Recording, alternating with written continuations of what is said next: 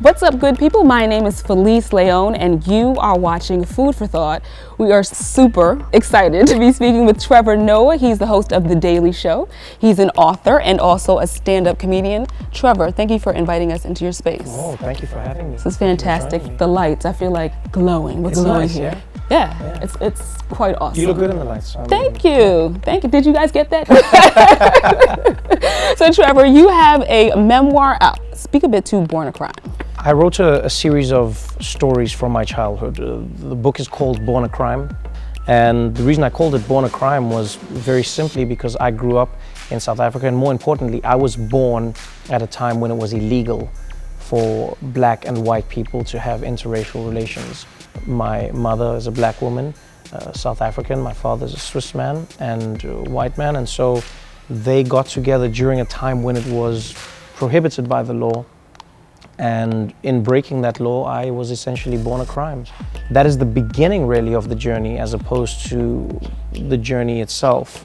You mentioned your mother, right? So I noticed throughout the book, she has a very, very strong influence on your life. So she's strong-willed, stubborn, she'll put you and anyone else in their place. Yes. And she threw you out of a car to save your life, right? Did. Essentially. She did. What part of her would you say is within you?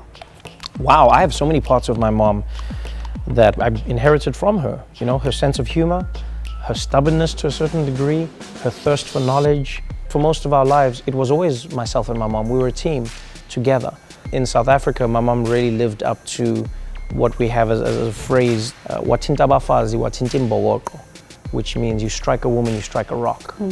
And that was really what my mother and my grandmother and many of the women in my life personified. I remember reading about your mother having to act as though she was a maid, or having to walk with you and then drop you or drop your hand. Yeah. And how did those experiences shape you at that young age? My mom never made me doubt whether or not she wanted me as a person, wanted me as a child, wanted me as someone that she had to look after and love. And that always stuck with me. So when my mom and I were in situations where we couldn't be, or we couldn't appear to be a family, I didn't notice that. My mom would say, "Hold Auntie Queen's hand." Auntie Queen was a woman who was light-skinned, and so she would act like she was my mother, and my mother would act like she worked for this family, and that's how we'd get around. But I'm just holding Auntie Queen's hand. I'm not thinking of what's happening. If we're out in public, I'm not wondering why my mom is dressed like a nanny. I just go, my mom is dressed, because that's the only way I know her. It's only when I got older that I started to realize all of the ramifications of the oppressive system that we grew up under. So there was the option of being white, black, colored, and you ironically had the most difficulty fitting in with the colored community. Apartheid was really specific in its oppression of people and in its division of race. And so even though I was in a world where I grew up black, I lived black, I only spoke African languages, the government saw me as being a different race. But I always say to people, but I didn't grow up with the government. I grew up with my family, and I'm glad for that. I couldn't live with my mother, couldn't live with my father. And so my mother always had to be with me in a place where she was hiding me from a world that couldn't know that I existed. I want to speak to Abel, who's the stepfather, and a time when you were bullied. You went home and he went back and publicly beat the boys. You said that there was a point where it went from feeling as though you were getting revenge to the empathy. What happened at that moment? I was never uncertain of who I was. I was uncertain of who the world thought I was, and the world was often confused with me. So you can imagine, I grew up in a world where there are people who look like me who would say, you are like us. And I would go, I do not recognize you at all, nor do I understand your culture.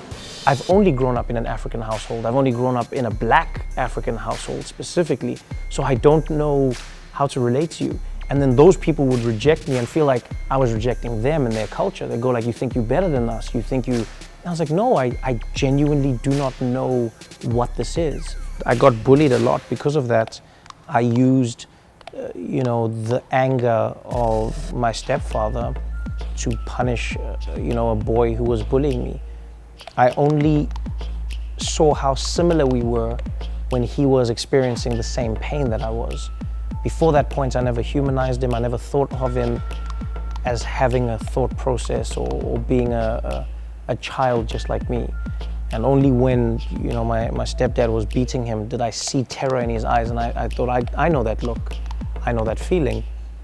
I know him as a human being. Trevor Noah, what would you hope is your gift, your offering to the world, and through the memoir, through your work as a stand-up comedian, and as a host? Well, I would hope in time that I would leave the world, at least the world that I've been in a slightly better place than when I existed. That's what my mom did with me. That's what I feel like my mom did in her world. And I hope to emulate that. I'm always on a journey of learning. I meet amazing people who teach me things every day. And one thing I'm not afraid of is growth. You know, a lot of the time I feel like in America, especially in politics, growth is seen as, you know, a person flip-flopping or them changing their views. I go like, that's growth. That's what it's supposed to be. You thought like this and now you think like that. You have evolved your views and hopefully you're progressing for the better. I hope that I'm in a space where I learn from as many people and I'm able to, you know, project or rather communicate those views. And I hope I can just help create jobs for people, help create platforms for other people to speak, help create an environment where people like me who never thought they would have that opportunity can have it and then can go on to create for themselves. I think I'm gonna cry, Trevor. Makeup.